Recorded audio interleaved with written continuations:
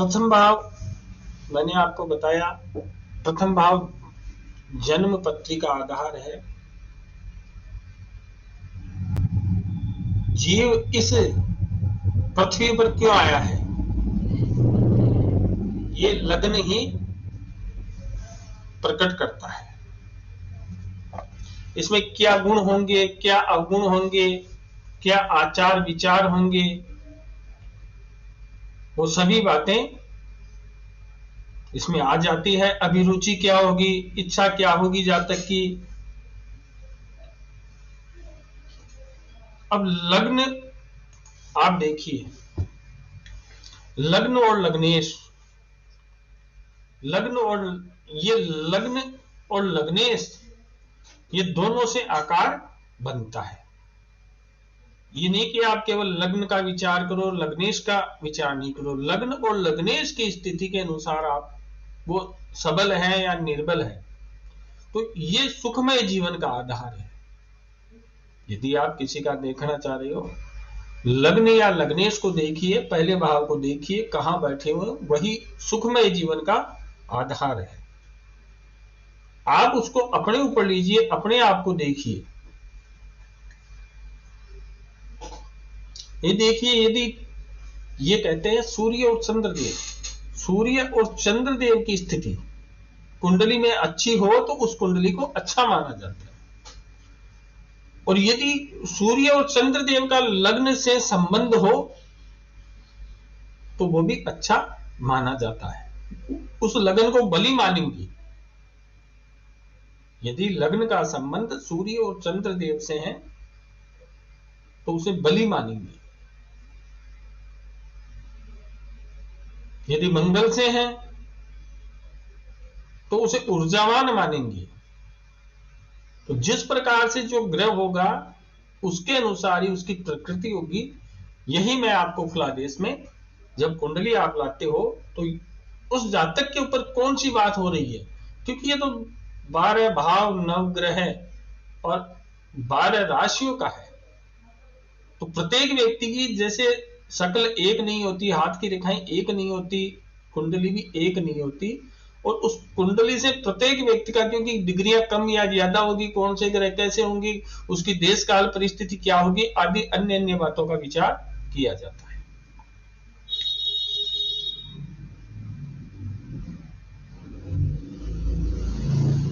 तो अब देखिए, मैंने आपको यह बताया कि लग्न है और लग्नेश है और लग्न में कौन से ग्रह बैठे हुए हैं। यदि सूर्य और चंद्रमा, सूर्य देव और चंद्रदेव का संबंध है तो लग्न सबल है, उसका जीवन सुखमय है।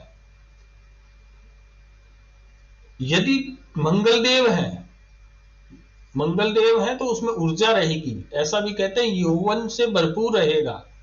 मोदी जी के लग्न में मंगलदेव है, वो अभी भी भरपूर है, अभी भी उनमें ऊर्जा है, देख सकते हो आप, अभी भी उनमें उत्साह है।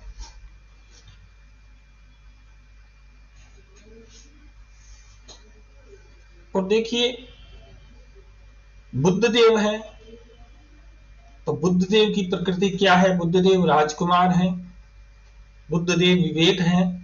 तो जातक में जो लगन में बुधदेव बैठे हुए तो वो गुण आपको मिलेंगे, वो आपको मिलेंगे। और यदि शुक्र है तो कांति युक्त मुखमंडल होगा आपका, कांति युक्त मुखमंडल होगा। आप ये देख सकते हो, जिसकी कुंडली में चंद्र या मंगल देव का संबंध हो, आप प्रेडिक्शन कर सकते हो, उसको निश्चित कर सकते हो। आपको कहीं कोई इसमें समस्या नहीं आएगी कि यदि चंद्र या मंगल का संबंध है कुंडली में, या चंद्र या कैसे भी संबंध चतुष्ट, तो जैसे जितना अधिक होगा उसका अधिक प्रभाव होगा, जो कम होगा उसका कम प्रभाव होगा। तो उसमें देख सकते हो आप, ध्यान से सुनिए। यदि चंद्र और मंगल की युति हो कुंडली में तो जातक के चेहरे पे ग्लो होगा।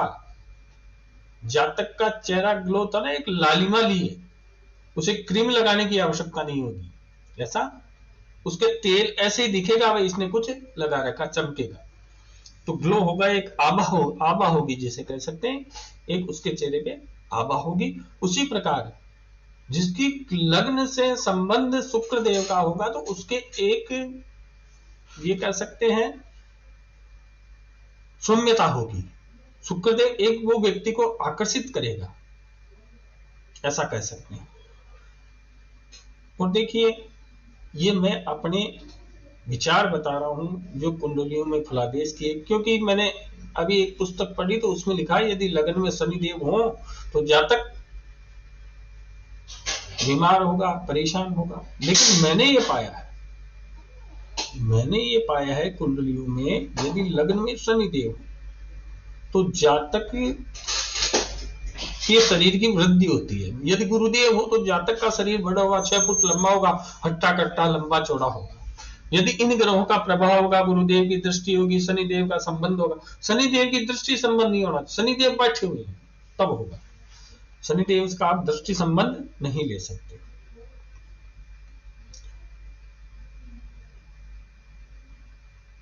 तो इस प्रकार से देखिए, और केवल पापी ग्रह से जब केंद्र भर गया हो, पापी ग्रह की अधिकता हो गई हो, तो उसे आप कहोगे लग्न बलहीन हो गया, अर्थात जातक दुखी ही रहेगा यदि लग्न में अधिक पाप ग्रहों का प्रभाव हो जाता है। देखिए, मान लीजिए 3 पाप ग्रहों का प्रभाव है, 3 ही शुभ ग्रहों का प्रभाव है, तो बराबर हो गया, क्योंकि लग्न है तो शुभ ग्रह अधिक प्रभावी होंगे।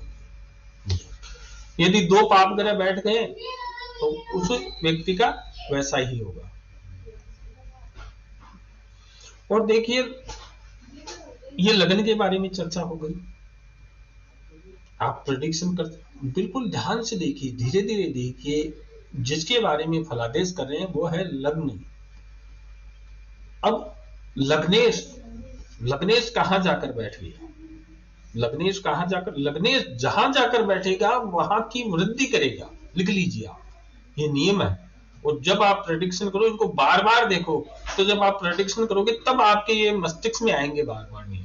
तो लग्नेश जहां जाकर बैठता है उस भाव की वृद्धि करता है। और यदि लग्नेश भाव में बैठ गया तो वृद्धि करेगा, और जिस भाव के साथ जाकर बैठ गया तो उस भाव की भी वृद्धि करेगा जिस भाव का वो स्वामी है। देखिए, लग्नेश जहां बैठा है वहां भी इच्छा देगा, जिसके साथ है वहां भी इच्छा देगा, जिसकी दृष्टि है वहां भी इच्छा देगा, जिसकी राशि में बैठा है वहां भी बल देगा। संबंध चतुष्टय, ये समझने का प्रयास कीजिए। यदि किसी को नहीं आता है संबंध चतुष्टय तो आप कह दीजिए, एक कक्षा अलग से उसकी आपको समझा दूंगा, क्योंकि ये मैं आपको बता रहा हूं जब सारे नियम समझाने के बाद में अब केवल फलादेश का अपना चल रहा है। तो इस कक्षा को 6 महीने से अधिक हो गए हैं, तो उसमें केवल फलित ही पढ़ाया गया। तो देखिए, मैं कह रहा था, जी इंदु जी बोलिए। मुझे एक प्रश्न पूछना चाह रही थी जी। जैसे लग्नेश जहां बैठेगा उस भाव की वृद्धि करेगा, जी। तो लग्नेश जैसे 6, 8, 12 में बैठ गया जी। तो जैसे उस भाव की तो वृद्धि करेगा, लेकिन जिस राशि में बैठा हुआ है जी, तो जिस राशि में वो बैठा है तो उस राशि की वृद्धि थोड़ा समझ नहीं पाई गुरुजी में। भाई राशि संबंध हो गया ना उस ग्रह से, जिसे भाई उस स्वामी तो होगा ना उसका, उस राशि का कोई। जी गुरुजी, जैसे मान लो कि मंगल देव लग्नेश हो गए, कालपुरुष की कुंडली के अनुसार 6ठे भाव में मंगल देव बैठ गए, तो बुध देव की राशि में बैठ गए, तो जी। तो बुध देव बुध देव से संबंधित, हाँ बुध देव की जो दूसरी राशि उसको भी लाभ देंगे, बुध देव के जो फल है उनमें भी लाभ मिलेगा, क्योंकि लग्नेश से संबंध चतुष्टय हो गया। जी गुरुजी, आप इसको बारीकी से देख सकते हो। जैसे मान लीजिए मंगल दोष कहते हैं, यदि मंगल देव लग्न में हो तो आप 70% दोष लीजिए, चतुर्थ में हो 70% लीजिए, और सप्तम में अष्टम में 100% लिया जाता है। तो आप इसी प्रकार से संबंध चतुष्टय का प्रेडिक्शन कीजिए, लग्नेश जहां जाकर बैठता उस भाव की वृद्धि करता। नियम सीधा सा ये है, नियम सीधा सा ये है, और मैं कहता हूं ये बात, मैं कहता हूं आप वो लगाकर देखिए, संभावनाएं होगी उसमें, आपको वो पता चलेगा। जब विचार करो किसी ग्रह देव का एक दूसरे ग्रह देव से 4 प्रकार के संबंध होते हैं, तो उन चारों का विचार करो आप। वैसे पुस्तक में तो केवल यही लिखा हुआ है कि जिस भाव में जाकर बैठा उस भाव की वृद्धि करेगा, ये पुस्तक का नियम नहीं है।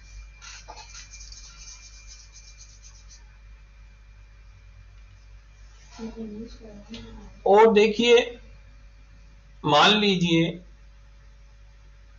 जैसे आप कह रहे हो छठे भाव के स्वामी के साथ बैठा है,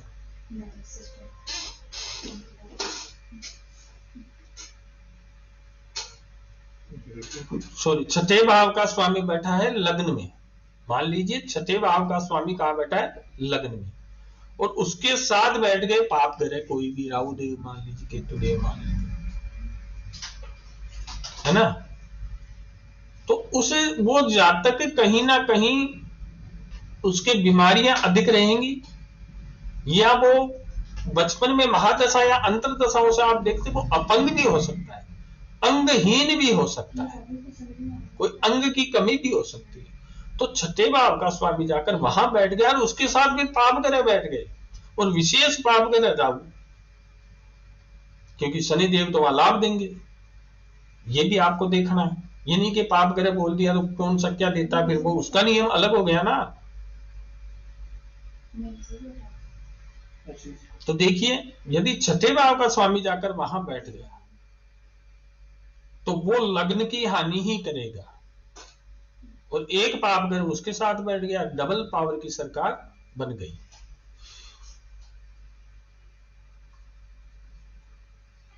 देखिए, लग्न में शुभ ग्रह, मान लीजिए लग्न में चंद्र है, गुरुदेव हैं, शुक्रदेव हैं, और इन या सूर्य देव हैं, या सूर्य देव की दृष्टि है। तो देखिए, लग्न में शुभ ग्रह बैठे और सप्तम में सूर्य देव बैठे, लग्न में शुभ ग्रह बैठ गए, गुरुदेव कुछ भी बैठ गए, कोई भी एक ग्रह बैठ गया, और सप्तम में सूर्य देव बैठकर वहां दृष्टि दे रहे हैं, तो वो जातक बहुत विद्वान होता है। तो देखिए, सूर्य सप्तम में, अब सूर्य सप्तम में बात आती है, तो सूर्य सप्तम में आती है, तो मैं ये भी कहता हूं सप्तम में पाप ग्रह बैठ गए, दोनों में दूरी करते हैं पति पत्नी में, ये भी एक नियम लगता है। तो ये जो बातें कर रहे हैं वो लग्न की है, कौन सा पॉजिटिव इफेक्ट दे रहा है, कौन सा नेगेटिव इफेक्ट दे रहा है, वो बारीक है, सूक्ष्म से सूक्ष्म है। मोटा मोटा होता तो कंप्यूटर ही कर देता। तो इसीलिए उस बारीक से बारीक को समझाने की ये बातें चल जाएगी। तो देखिए, शुभ ग्रहों का प्रभाव हो तो जातक विद्वान होगा, पाप ग्रहों का प्रभाव हो तो जातक दुख का भागी होगा। मतलब उसमें ऐसे गुण होंगे कि उसमें भी दुख प्राप्त करेगा, अपनी आदतों से, अपने आचरण से, अपने कार्यों से, क्योंकि व्यक्ति अपने कर्मों से दुख प्राप्त करता है और अपने कर्मों से सुख प्राप्त करता है। तो ये कुंडली ये कहती है कि कैसे कर्म करेगा, ये कुंडली क्या कहती है, वो कैसे कर्म करेगा। तो इस प्रकार से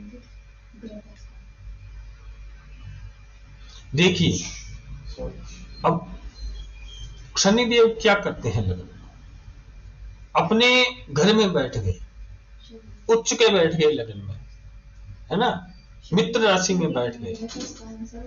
तो जो शनिदेव वो क्या निर्देशित करते हैं, शनिदेव हैं वो क्या निर्देशित करते हैं, शनिदेव ये निर्देशित करते हैं कि इनका मंद ग्रह है शनि, कोई भी कार्य करेंगे धीरे धीरे करेंगे।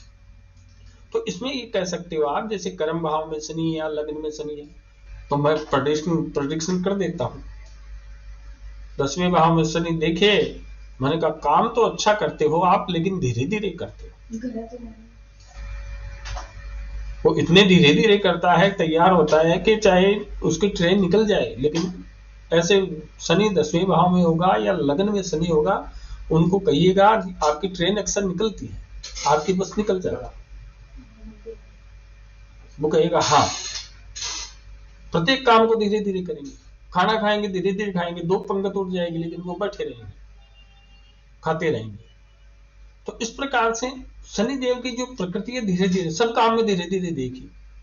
किसी से बात करेंगे तो भी धीरे धीरे करेंगे, उनके साथ बैठोगे आप देख लो कोई बात को लंबी खींच रहा है रबड़ की तरह, तो उसको खींच खींच के बढ़ा रहा है, तो देख लीजिए शनि देव का प्रभाव लग्न पे या कर्म भाव, कैसे भी हो शनि देव का प्रभाव है इस व्यक्ति के ऊपर।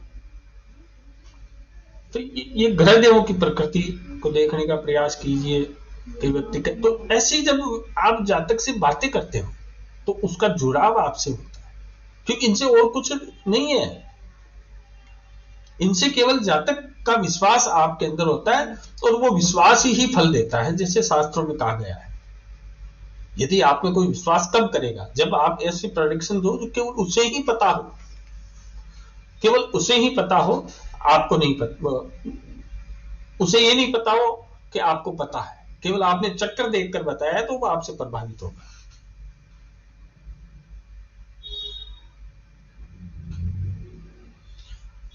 अब देखिए, अब लगन पर कहीं ना कहीं राहु या शनि का प्रभाव हो जाए मान लीजिए, तो वो एक तांत्रिक हो सकता है, वो गुप्त बातें निकलाने में बहुत तेज होगा, गुप्त विवेक होगा उसके पास। कल ही मैंने बताया आपको, राहु या शनि हो तो वो अपना काम निकलवाने में तेज होगा, गुप्त विवेक होगा उसके पास, मतलब वो तांत्रिक भी हो सकता है, उसे गुप्त ज्ञान होगा, विशेष ज्ञान होगा, आप ये कह सकते हो। और कभी कभी मैंने देखा है कि वो उसकी प्रकृति ऐसी होती है, वो किसी का काबू में नहीं आता व्यक्ति शनि राहु वाला, क्योंकि वो दुष्ट की दुष्टता, व्यक्ति कितना दुष्ट होता है वो जानता है। मैं ये नहीं कहता कि वो व्यक्ति भी दुष्ट हो सकता है, हो भी सकता है, नहीं भी हो सकता है, क्योंकि आपको नेगेटिव नहीं बोलना है। वो दुष्ट अपने को क्या लेना, दुष्ट है तो है, अपने को क्या करना, अपने को तो सही सही प्रोडक्शन के लिए फलादेश करना। अब देखिए, लग्नेश यदि वर्गोत्तम हो, मान लीजिए लग्नेश यदि वर्गोत्तम हो,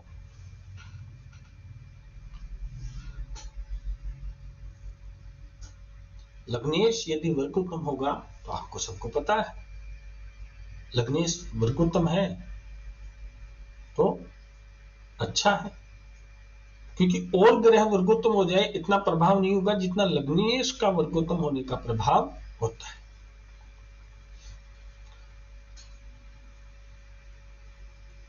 तो देखिए, मीन राशि में गुरुदेव हो, लग्नेश हो, मीन राशि हो और गुरुदेव की स्थिति लग्नेश में हो, तो ऐसा कहते हैं कि वो बहुत ही विद्वान होता है। मीन राशि, मीन लग्न की कुंडली और वहीं गुरुदेव बैठे हुए हैं। देखिए, वो प्रेडिक्शन गुरुदेव बैठते वहां हानि करते हैं, लेकिन जो जो भाव अपने भाव में बैठा होता है अपने भाव को देखता है, उस भाव की वृद्धि करता है। कई नियम लगते हैं, लेकिन ये सूत्र है, ज्योतिषी के द्वारा बनाया हुआ सूत्र है। इसको आप कुंडली पे लगा के देखिए, तब आपको इसकी प्रेडिक्शन पता चलेगी।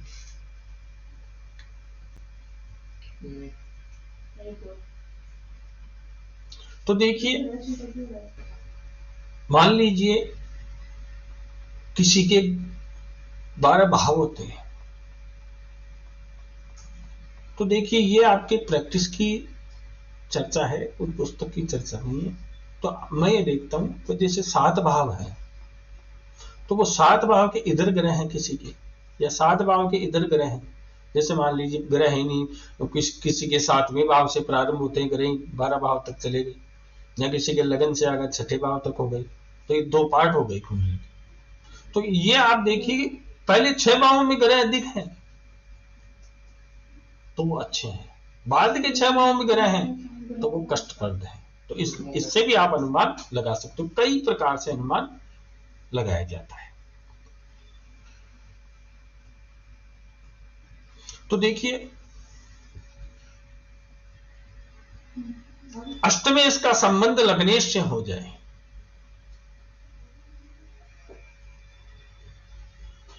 अष्टमेश का संबंध लग्नेश से हो जाए और राहु का बैठा हो द्वादश भाव में,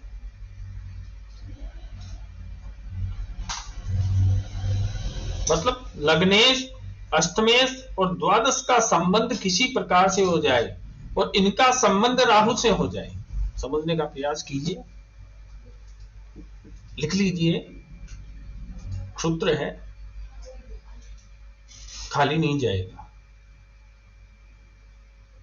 परिणाम प्राप्त होंगे सटीक। लग्नेश जो जैसे सूत्र लिखे हुए हैं तो उनको मैं अपनी भाषा में करके आपको बता रहा हूं, बाकी है पुस्तकों की, पुस्तक का नाम भी बता सकता हूं। तो देखिए लग्नेश, अष्टमेश और द्वादश और राहु का संबंध हो जाए, ये चार चीजें मिल जाए कुंडली तो वो जेल जाएगा। तो महादशा और अंतरदशाओं से ऐसा संबंध आपको मिलता है, क्योंकि महादशा और अंतरदशाएं बताएंगे ऐसा संबंध, किसी की दृष्टि है क्या है, तो वो व्यक्ति जेल जाएगा। और देखिए लगन में बैठा हो छठे भाव का स्वामी आकर और उसके साथ मान लीजिए पाप ग्रह बैठ गया, तो देखिए पाप ग्रह बैठ गया छठे भाव का, तो वो अंगहीनता देगा, मैंने आपको बताया। तो मान लीजिए अगर आपने बताया उसके तो अंगहीनता दी नहीं किसी के, तो देखिए उससे आप कह सकोगे कि उसके बाल झड़ जाएंगे या उसकी त्वचा का रोग हो जाएगा या उसके चोट के निशान हो जाएंगे, तो इस प्रकार से भी आप उसको कह सकते हो।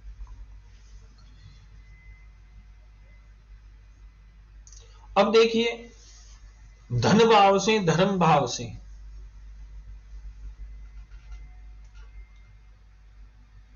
और लग्न से, धन भाव से, धर्म भाव से और लग्न से, लग्नेश का इनसे संबंध बनता है, मतलब स्वयं, भाग्य और धन, द्वितीय भाव, लग्न और नवम भाव, यदि इनका संबंध बनता है तो ये प्रबल लक्ष्मी योग होता है। इनका तीनों का संबंध देखिए आप बनता है तो लग्नेश जाकर कहां बैठ गए, नवमेश जाकर लग्न में बैठ गए, नवमेश जाकर लग्न में बैठ गए।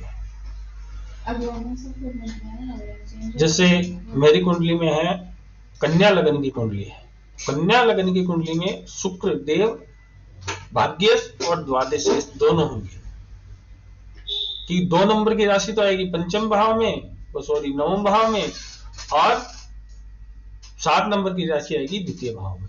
तो इस प्रकार से, लेकिन लगन का संबंध नहीं बना, तो लगन का संबंध बनता है तो उसमें अपार लक्ष्मी की प्राप्ति होती है, इन तीनों का, धन का, भाग्य का और लग्न का। तो कैसे भी देख सकते हो, आधा बढ़ रहा है, कम बढ़ रहा है, 10% बढ़ रहा है, 20% बढ़ रहा है, तो उसके हिसाब से आप फलादेश करने का प्रयास कीजिए।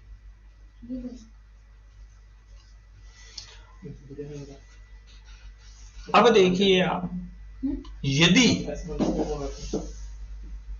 यदि मान लीजिए धन भाव का, लग्न भाव का और भाग्य भाव का संबंध, भाग्य भाव का संबंध त्रिक भावों से बन जाए तो निर्धनता देंगे, गरीबी देंगे, उसको चिंता देंगे और नाना प्रकार के रोग प्राप्त होंगे। तो लग्नेश का, धनेश का और भाग्येश का संबंध 6, 8, 12 से बनता है किसी भी प्रकार से, तो वो अच्छा नहीं होता। तो लग्नेश की चर्चाएं केवल कर रहे हैं। यदि लग्नेश मजबूत होगा, लगन पर शुभ प्रभाव होगा, तो जातक दृढ़ निश्चयी और अपने धर्म पर रहने वाला होगा।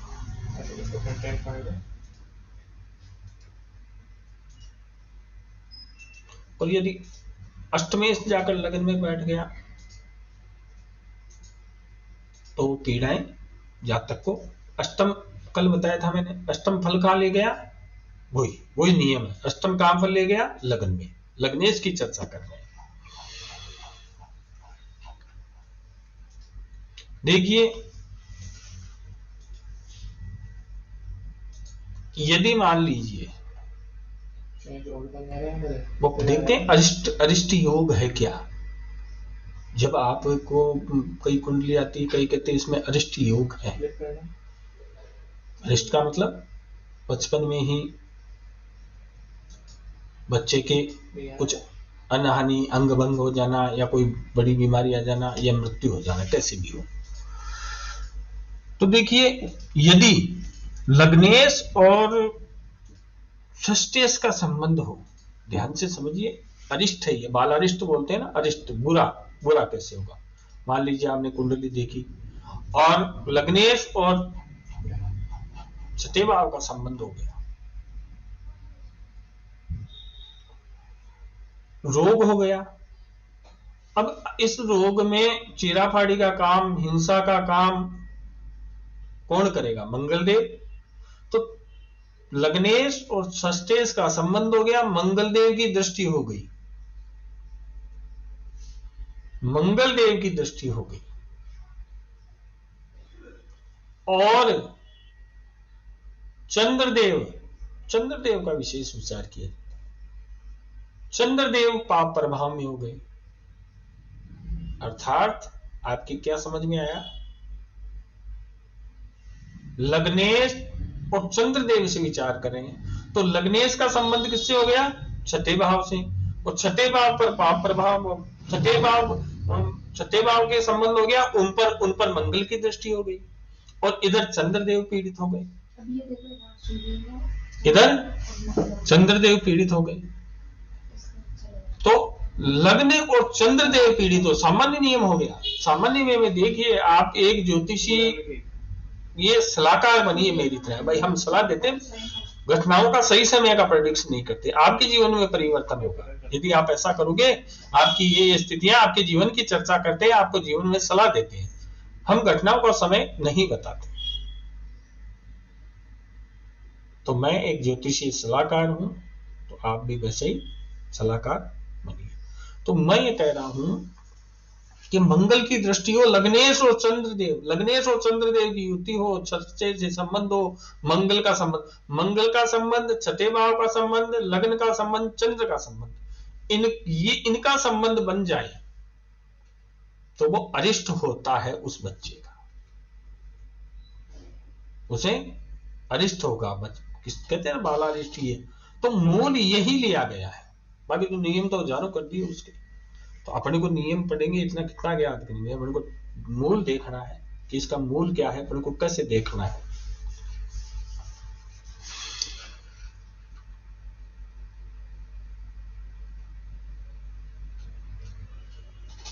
तो देखिए यदि लग्नेश मान लीजिए त्रिकोण में जाकर बैठ गया, नवे माह में जाकर बैठ गया, लग्नेश नवे माह में, पिता की संपत्ति प्राप्त होगी, जातक भाग्यशाली होगा, चिरायु होगा। क्यों अष्टम मृत्यु का भाव है, उससे द्वितीय भाव है। तो द्वितीय क्या है, पहले का द्वितीय क्या है, जमा धन। तो इस प्रकार से आप कह सकते हो कि उससे पैतृक संपत्ति मिलेगी और उसका भाग्य ठीक रहेगा।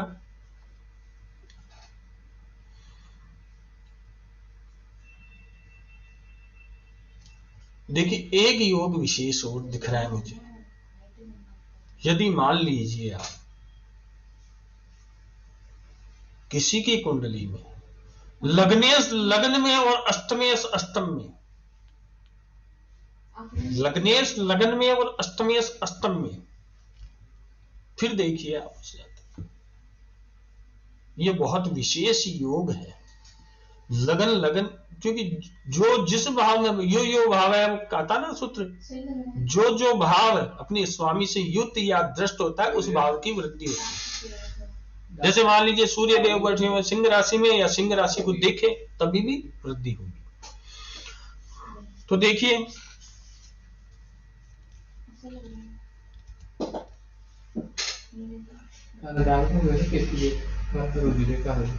अब देखिए तनु भाव का, तनु भाव कौन सा? लग्न। अब लग्न भाव का स्वामी जाकर अष्टम में बैठ गया। आपके किसी के बैठा हुआ क्या अष्टम में?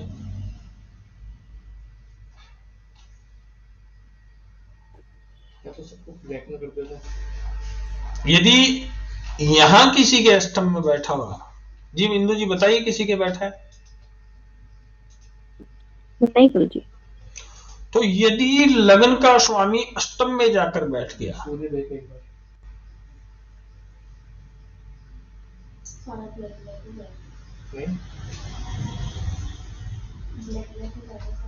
तो वह व्यक्ति निर्धन रहेगा। पुस्तक क्या कहती है? वह व्यक्ति निर्धन रहेगा। नियम यह कहता है यदि लग्न का स्वामी जाकर वहां बैठ जाए तो वो निर्धन रहेगा। मैं ये कहता हूं यदि वो विदेश चला जाए तो परिस्थितियां अलग होंगी, यही सलाह देते हैं। यही सलाह है ज्योतिष की। मतलब लग्नेश कहां जाना चाहता है? समुद्री यात्रा। समुद्री यात्रा अर्थात बहुत दूर, अपने आप से बहुत दूर जाना चाहता है, अपने जानने वालों से बहुत दूर जाना चाहता है। तो यदि वो वहां रहेगा तो निर्धन रहेगा। आपको चतुर्थ भाव में किसी के राहु दिखे या चतुर्थ भाव में पाप प्रभाव दिखे, कह सकते हो कि आप अपने जन्म स्थान से दूर जाइए। ये प्रेडिक्शन में करता हूं, लोगों को लाभ मिलता है। तो देखिए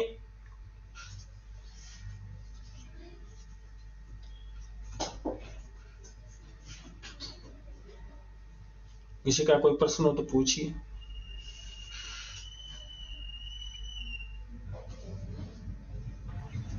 इसमें चलित भी पकड़ेंगे क्या?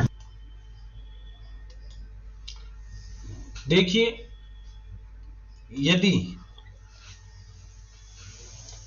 सप्तम भाव में या त्रिक भाव में, सप्तम भाव में या त्रिक भाव में, त्रिक होते 6, 8, 12, तो 6, 7, 8 और 12, इनमें सूर्य या मंगलदेव हो और कहीं इनसे लग्नेश का संबंध बनता हो, इनसे 6, 7, 8, 12 इन भावों में सूर्य देव या मंगल देव हो और लग्नेश का इनसे संबंध बन जाए, तब आप कह दीजिए कि यह व्यक्ति आत्महत्या का भी प्रयास कर सकता है या हत्या का भी प्रयास कर सकता है। और देखिए यदि किसी के राहु देव की स्थिति अच्छी नहीं हो और बचपन में राहु देव की महादशा आ जाती है या कभी भी आ जाती है, तो राहु देव की स्थिति अच्छी नहीं होती। उसमें भी जातक को, मैंने कई जातकों को और बहुत समय से कर रहा हूं, बहुत समय से फलादेश किया है कि आपको आत्महत्या के विचार आते हैं, जातक तुरंत कहते हैं। यदि किसी जातक का आप देखो 6 और 8वें का संबंध बन रहा है और 8वें का संबंध बन गया और उसकी देश काल परिस्थिति ठीक नहीं है, तो वो आत्महत्या भी कर लेगा या आत्महत्या का प्रयास करेगा या मन में विचार आ जाएंगे। वो उसकी देश काल परिस्थिति से संबंध से देखना चाहिए कि अकेला रहता है, किसके माता पिता कैसे हैं, इसकी पत्नी कैसे हैं, इसके बच्चे कैसे, वो सारी परिस्थिति देखकर आप प्रेडिक्शन कर सकते हो।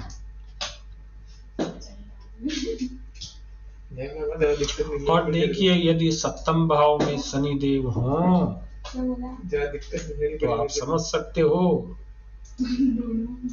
लग्न की क्या स्थिति होगी। तो कुछ ना कुछ परेशानी रहेगी। शनि देव की दृष्टि हानिकारक होती है, ऐसा करते तो हानि करेगी। तो लग्न को केवल एक शनि देव की दृष्टि, जैसे सप्तम भाव में बैठ जाएं या मान लीजिए एकादश भाव में बैठ जाएं, तो लगन पे तो दृष्टि जाएगी, तो वो शरीर को हानि देगी।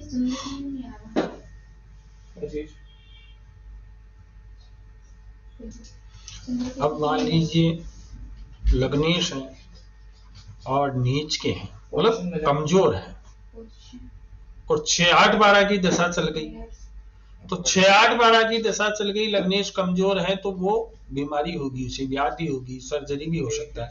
और लग्नेश कमजोर नहीं है, 6-8-12 की दशा चल गई, कुछ नहीं हो सकता। अब आपका फलादेश गलत गया। गुरुजी आपने तो ऐसा बताया था, वैसे ही हमें उनको बताया।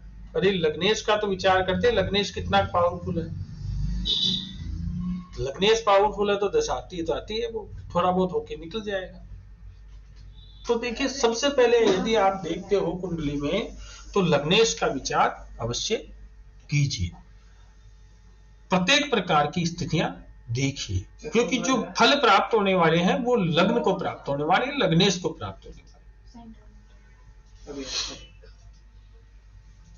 तो यदि लग्नेश अस्त होगा, यदि लग्नेश शत्रु राशि में होगा, यदि लग्नेश नीच का होगा, है ना, दुर्बल ग्रह के बताए थे आपको, कौन सा सूत्र बताया था, वो एक सूत्र बताया था मैंने, कौन सा सूत्र बताया था? अस्त ग्रह हो, नीच राशि में हो, शत्रु राशि में हो, वक्री हो और कम अंश का हो, तो अनीस वही बताया था आपको सूत्र, अनीस वही। जी गुरु जी, नैना जी के बेटे का नाम जी। तो देखिए,